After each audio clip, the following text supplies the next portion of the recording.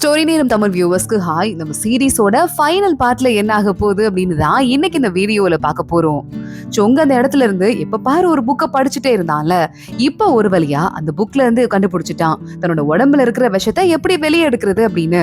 அதுக்கு கொஞ்சம் பிளட்டை தியாகம் பண்ணி தான் ஆகணுமா. பக்கத்துலயே கோகோ உட்காந்து பாத்துட்டு இருக்கா. சொங்க அவனோட பிளட்டை தியாகம் பண்ணி கையில ஒரு கோடு போட்டு அந்த வழியா உள்ள இருக்கிற அந்த பாரசைட்டை ஒரு வழியா வெளியே எடுத்துடுறான். நல்ல வேலை அந்த புக்கு கிடைச்சது. இப்போ உனக்கு சக்தி வந்துருச்சா அப்படின்னு கோகோ கேட்டுட்டு இருக்கா. சொங்கு டெஸ்ட் பண்ணி பாக்குறான், சக்தி வந்துருச்சு. இப்போதைக்கு வெளியே மாஸ்க் மேனுக்கு இந்த விஷயம் தெரிய வேண்டாம் அப்படின்னு சொங்கு சொல்லிக்கிட்டு இருக்கான். சொங்கு அங்க இருந்து நம்ம கோகோவோட கிளம்பி வெளியே போகும்போது சொங்கோட டீமை சேர்ந்து ஒரு ஆள் அங்க வரான். பயங்கரமா அடி வாங்கியிருக்கான். பொத்தன்னு கீழே விழுந்துடுறான். சொங்கு உனக்கு என்னடா ஆச்சு அப்படின்னு கேட்டுட்டு இருக்க. கோகோவை நம்பாதீங்க, அவ இப்பதான் நம்ம இடத்துக்கு போயிட்டு பெரிய வேட்டையாடிட்டு வந்துட்டா. நம்ம ஆளுங்க நிறைய பேரை கொண்டுட்டா. ஆனா உங்ககிட்ட சொல்லாம நடிக்கிறா அப்படின்னு சொல்லிட்டு டக்குன்னு மயங்கி விழுந்துடுறான். கோகோ பாக்குறா, இதுல ஏதோ பொய் இருக்கு. இல்ல நான் சொல்றத நம்ப அப்படின்னு கோகோ சொல்லிட்டு இருக்கா. இத்தனை நேரம் நீ எங்க போன நான் கேட்டேன், என்கிட்ட சொல்லவே இல்லல அப்படின்னு சொங்கு வேகமா கோகோவையே அட்டாக் பண்ணிடுறான். கோகோ டக்குன்னு அவனை ஒரு அடி அடிச்சுட்டு இதுல ஏதோ ஒரு பொய் இருக்கு, நான் என்னன்னு கண்டுபிடிச்சு சொல்றேன், அது வரைய நீ ஒரு ரூம்ல வெயிட் பண்ணு அப்படின்னு சொங்க அட்டாக் பண்ணதும் இல்லாம அவனை வேகமா ஒரு ரூம்குள்ள பத்திரமா அனுப்பிட்டு இருக்கா. இங்க மாஸ்க் மேனுக்கு இந்த விஷயம் தெரிஞ்சிருது. பரவாயில்லையே, சூப்பர் வேலையை பாத்துட்டாப்பா அப்படின்னு சொல்லிட்டு ஒருத்தன் இப்ப அடி வாங்கிட்டு போய் நம்ம சொங்கு கிட்ட போட்டு விட்டான்ல, அவனை பத்தி யோசிச்சு பாத்துட்டு இருக்கான். அந்த பையனை மிரட்டி அவனுக்கு ஏதோ மயக்க மருந்து கொடுத்து இப்ப சொன்னது எல்லாத்தையும் அவனே ரெடி பண்ணி தான் மாஸ்க் மேன் சொல்ல வச்சிருக்கான். அந்த பையனும் அந்த மயக்கத்திலேயே உண்மை எதுன்னு தெரியாம போய் சொல்லிட்டு வந்திருக்கான். இங்க நம்ம சொங்கு பாக்குறான், கையெல்லாம் கட்டி போடப்பட்டிருக்கு. கோகோ கையை கழட்டி விடு, இல்லன்னா நடக்கிறதே வேற அப்படின்னு சொங்கு மிரட்டிட்டு இருக்கான். என்ன பண்ணிட்டு இருக்க அப்படின்னு. நான் போய் எதுக்காக நம்ம ஆளுங்களை கொல்ல போறேன், அது எல்லாமே போய் சொங்க, நான் சொல்றதை நம்பு, யாரும் நம்மள ஏமாத்துறாங்க அப்படின்னு சொல்லிட்டு இருக்கும் போதே சொங்க பாக்குறதுக்காக மறுபடியும் அசிஸ்டன்ட்டும் போயாவும் உள்ள வந்துட்டு இருக்காங்க. அந்த இடத்துக்கு வேகமா அந்த மாஸ்க் மேன் வந்துடுறான். எவ்வளவு தைரியம் தான் என்ன தாண்டி இந்த இடத்துக்கு வருவீங்க, விடமாட்டேன் அப்படின்னு சொல்லிட்டு இருக்கான். இங்க ரெண்டு பேரும் என்ன பண்றதுன்னு தெரியாம சரி இவனையாவது அட்டாக் பண்ணலாம்னு முடிவு பண்ணிடுறாங்க. இங்க குரல் சொங்கோட காதுல விழுந்துருது. அந்த ரெண்டு பேத்துக்கும் ஏதாவது ஆயிட போகுது. இப்ப வர வர ரொம்ப பவர் அதிகமாயிட்டே இருக்கு மாஸ்க் மேனுக்கு. என்னாலேயே அவனை சமாளிக்க முடியாது, அவங்களுக்கு ஏதாவது ஆயிட போகுதுன்னு சொல்லும் போதே கோகோ சொல்றா, உன்னை விட முடியாது, பெரிய ஆபத்தாயிடும், கொஞ்ச நேரம் வெயிட் பண்ணு அப்படின்னு. இங்க மாஸ்க் மேனு போயாவ அசிஸ்டன்ட் ரெண்டு பேரையும் பயங்கரமா கழுத்தை புடிச்சு நெரிக்க ஆரம்பிக்கிறான். என்ன ரிலீஸ் பண்ணு நம்ம சொங்க கத்திட்டே இருக்கான். இங்க நம்ம போயா மயங்கியே விழுந்துடுறா. என்ன பண்றதுன்னு தெரியாம அசிஸ்டன்ட் அவளை விட்டுரு, என்ன கொன்றுங்க, அவளை விட்டுருங்க அப்படின்னு சொல்லிட்டே இருக்கும் போதே கோகோ அங்க வந்துடுறா. ரெண்டு பேரையும் விட போறது இல்ல, ரெண்டு பேரையும் நானே கொல்றேன், இவ்வளவு தைரியம் தான் ஏன் இடத்துக்கு என்ன தேடி வந்திருப்பீங்க அப்படின்னு கையில இந்த மியூசிக் இன்ஸ்ட்ருமெண்ட் வச்சிருப்பால, அதை வச்சு ஒரு மீட்டு தான் மீட்றா. ரெண்டு பேரும் டக்குன்னு செத்து விழுந்துடுறாங்க. இவங்களை தூக்கி எங்கேயாவது தூரமா போடுங்க, அப்பதான் எங்க ஆளுங்க இந்த பாடியை பார்த்துட்டு அப்புறம் நான் எவ்வளவு கோபத்துல இருக்கேன்னு புரிஞ்சுப்பாங்க, புரியுதா அப்படின்னு சொல்ல, சரிங்க இப்பவே தூரமா உங்க ஏரியா கிட்ட போட்டு வந்துட்டோம்னு பாடியை தூக்கிட்டு அங்க இருந்து கிளம்புறாங்க. இத பார்த்ததுமே மாஸ்க் மேனுக்கு ரொம்ப ஹாப்பி ஆயிடுது. கோகோ என் தங்கச்சிங்கிறத நீ இப்பதான் ப்ரூவ் பண்ற, எனக்கு ரொம்ப சந்தோஷமா இருக்கு அப்படின்னு சொல்லிட்டு இருக்கான். கோகோ நேரா சொங்கு கிட்ட வரா.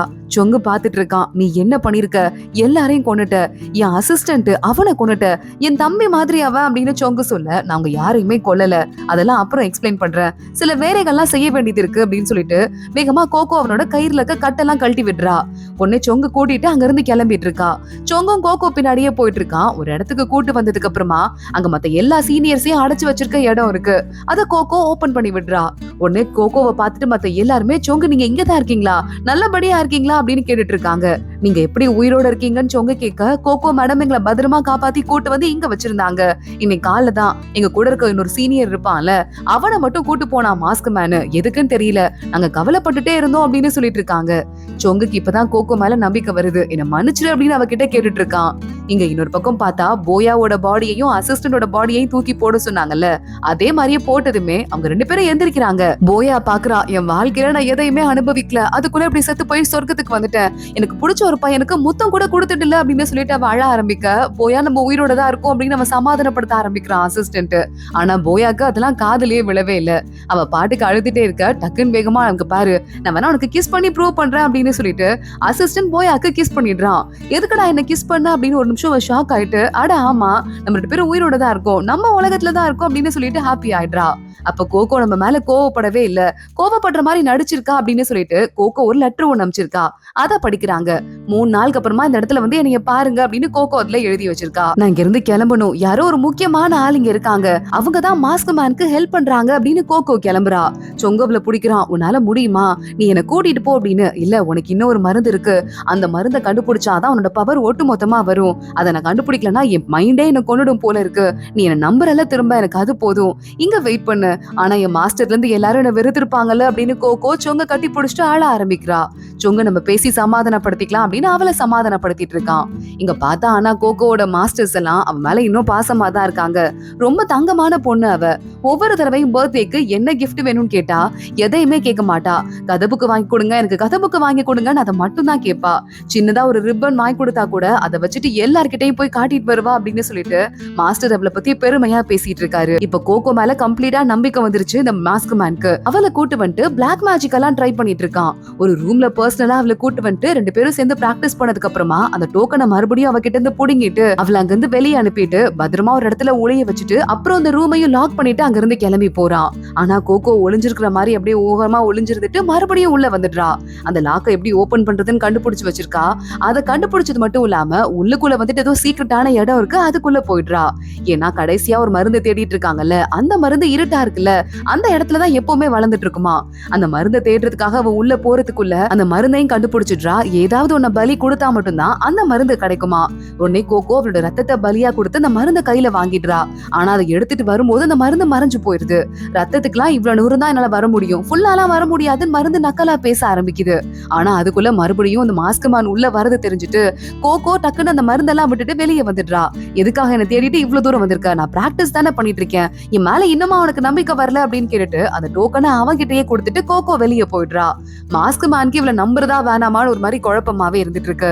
கோகோ மறுபடியும் வெளியே வந்துட்டு நம்ம சொங்க பார்த்து உடம்புல வந்துட்டு எனர்ஜி தாறுமாறா ஓடிட்டு இருக்கு, அதை முதல்ல நான் சரி பண்றேன், அப்புறமா மருந்து எடுத்து தரேன் அப்படின்னு சொல்லிட்டு அவனோட பாடியை சரி பண்ணிக்கிட்டு இருக்கா. இங்க இந்த மாஸ்க் மேன் கிட்ட யாரோ ஒருத்தங்க ஹெல்ப் பண்றாங்கன்னு சொல்லிட்டு கோகோ சொல்லிட்டு இருந்தால, நிஜமாவே யாரோ ஃபுல்லா மாஸ்க் போட்டு கவர் பண்ணிட்டு யாரோ ஒரு லேடி குரல் வேற கேக்குது. அவங்க வராங்க, எல்லாமே ரெடி ஆயிடுச்சு, நான் சொல்றத அப்படியே ஃபாலோ பண்ணு, இந்த மந்திர கட்டை போட்டு விடு, உன் பூஜையை ஆரம்பி அப்படின்னு அவங்க சொல்லிட்டு இருக்காங்க. அடுத்த நாள் மறுபடியும் கோகோ அந்த இடத்துக்கு வரா. எப்படியாவது சொங்குக்கு மருந்து எடுத்துடணும் அப்படின்னு சொல்லிட்டு எத்தனையோ கிஃப்ட் கொடுத்து பாக்குறா. அந்த மருந்து ஆனா போய் அந்த இடத்த விட்டு அவளோட வரவே மாட்டேங்குது. கோகோ அந்த இடத்துலயே உட்காந்து அவ மியூசிக்க வாசிக்க ஆரம்பிக்கிறா. இந்த மியூசிக் நான் அதுவரை யாருக்குமே வாசிச்சது இல்ல, உங்களுக்காக ஸ்பெஷலா வாசிக்கிறேன் அப்படின்னு அந்த மியூசிக்க வாசிச்சுட்டு இப்ப என் கூட நீ வந்துதான் ஆகணும் அப்படின்னு கோகோ அதை எடுத்துட்டு போறா. நேரா போய் சொங்க பாக்குறா. மருந்து எடுத்துட்டு வந்துட்டேன், இப்போ நம்ம ஏற்கனவே மாத்திரையை ரெடி பண்ணிட்டு போட வேண்டியதான் பாக்கி, இப்பவே போடு அப்படின்னு சொல்ல சொங்க ஓகேன்னு சொல்லிடுறான். எனக்கு முக்கியமா ஒரு ஆளை பார்க்க வேண்டியிருக்குன்னு கோகோ அங்க இருந்து கிளம்பி வரா. வந்து நேரா நம்ம அசிஸ்டன்ட்டையும் போயாவையும் ஒரு இடத்துல பாக்குறேன்னு சொல்லியிருந்தால, அங்க வந்து பாக்குறா. அவங்க 2 பேரும் நாங்க இப்ப என்ன பண்ணோம் அப்படின்னு கேட்டுட்டு இருக்காங்க. ஒரு பிளான் இருக்கு, அதுக்கு எனக்கு ஹெல்ப் மட்டும் பண்ணுங்க அப்படின்னு போயா அவங்க கிட்ட பிளான சொல்லிக்கிட்டு இருக்கா. இன்னொரு பக்கம் போயாவை கூட்டிட்டு மாஸ்க் மேனு ஃபைனல் பூஜைக்கு திட்டம் போட்டுட்டு இருக்கான்.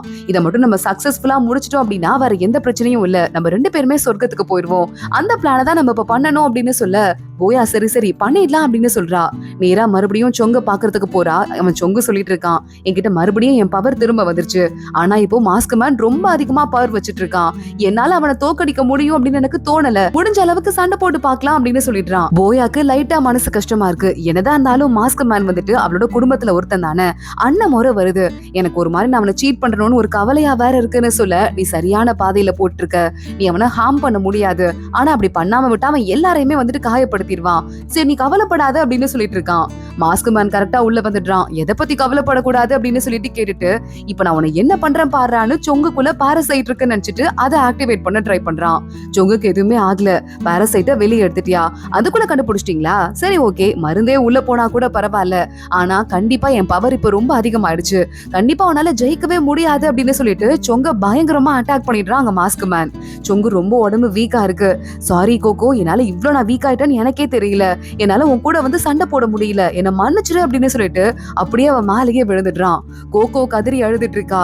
மாஸ்க் மேன் பாக்குறான், பார்த்தல எல்லாமே முடிஞ்சிருச்சு, இனிமே நம்ம 2 பேருமே கடவுள் ஆகுறது மட்டும்தான் நமக்கு பாக்கி இருக்கு, புரியுதா, எனக்கு நான் ஏற்பாடு பண்றேன், ரெடியாரு அப்படின்னு அவன் அங்க இருந்து கிளம்பி போயிடுறான்.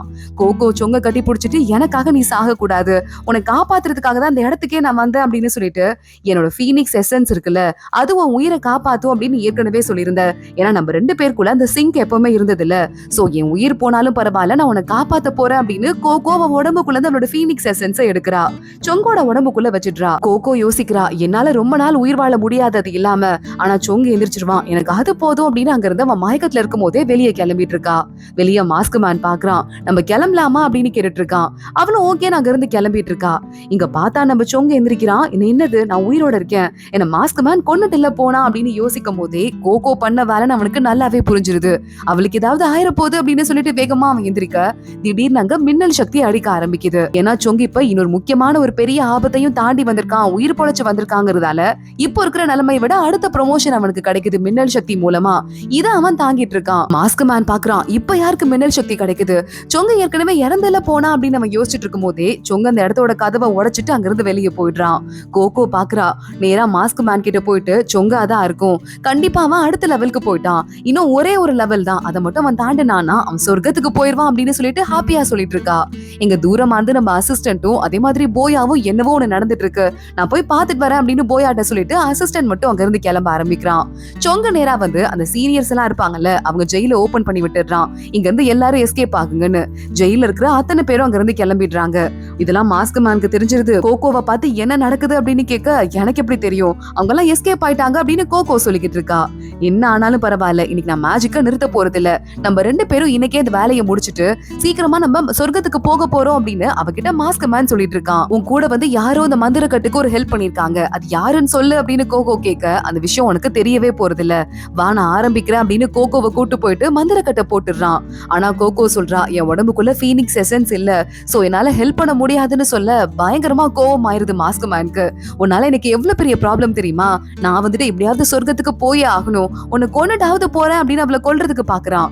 கரெக்டா அந்த இடத்துக்கு நம்ம சொங்கு வந்துடுறான். நேரா உள்ள வந்துட்டு பயங்கரமா சண்டை போட்டு ஒரு பெரிய பாதாளம் மாதிரி ஒரு ஓட்டை ஒண்ணு வருது, அதுக்குள்ள போயிட்டு அவங்க அழிஞ்சு போயிருவாங்களா, அதுக்குள்ள கோகோவை அனுப்புறதுக்கு தான் இங்க மாஸ்க் மேன் ட்ரை பண்ணிட்டு இருக்கான்.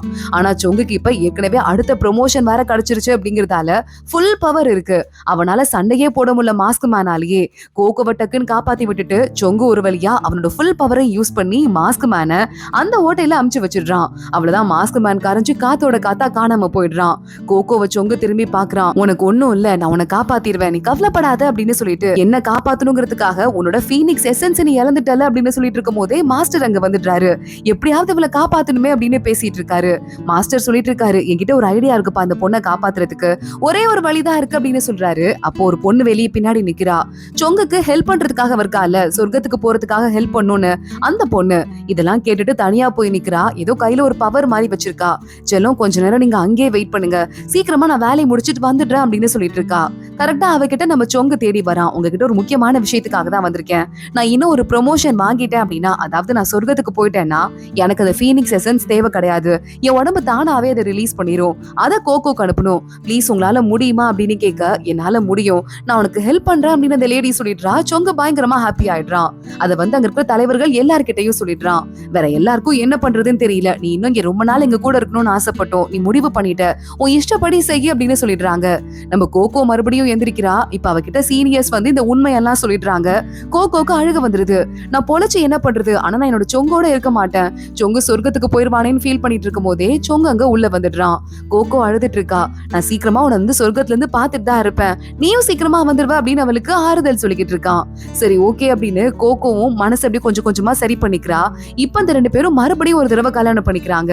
இப்ப பாரு நான் ஹாப்பியா இருக்கேன் அப்படின்னு சொல்லிட்டு நம்ம சொங்கு கோகோட்ட சொல்லிட்டு இருக்கான். நானும் ரொம்ப ஹாப்பியா இருக்கேன் அப்படின்னு கோகோவும் மாஸ்டர் முன்னாடி 2 பேரும் ஒயின் எல்லாம் மாத்தி குடிச்சு கல்யாணம் பண்ணிக்கிறாங்க. அன்னைக்கு நைட்டு 2 பேரும் ஒன்னா ஸ்பெண்ட் பண்ணிட்டு இருக்காங்க.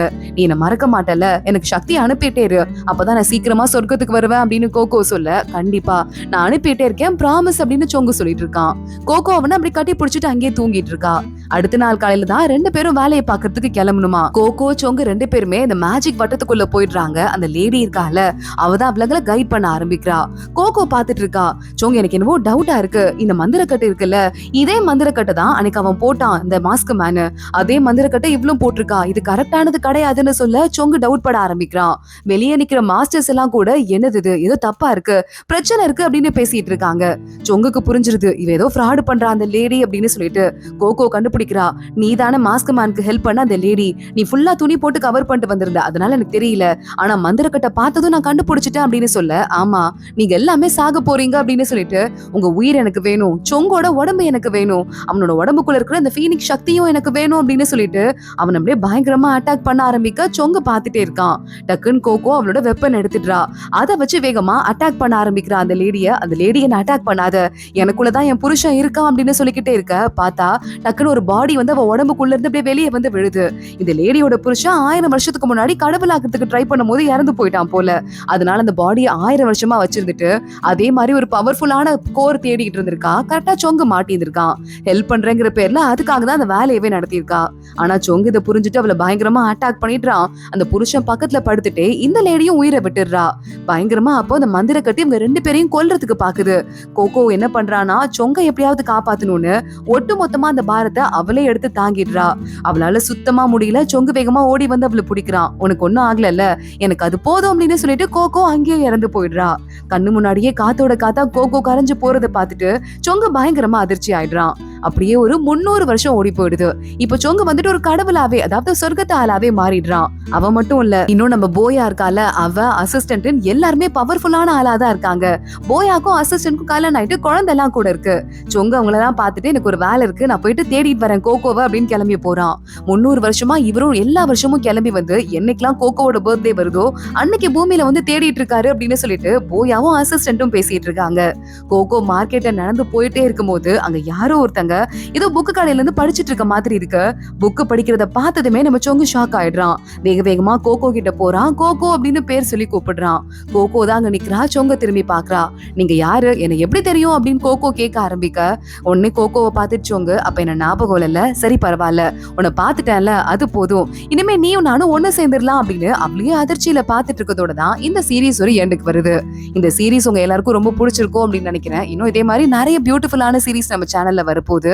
மறக்காம சப்ஸ்கிரைப் பண்ணி பெல் ஐக்கானையும் கிளிக் பண்ணிக்கோங்க. அடுத்த வீடியோல பார்க்கலாம். அது வரைய பாய்.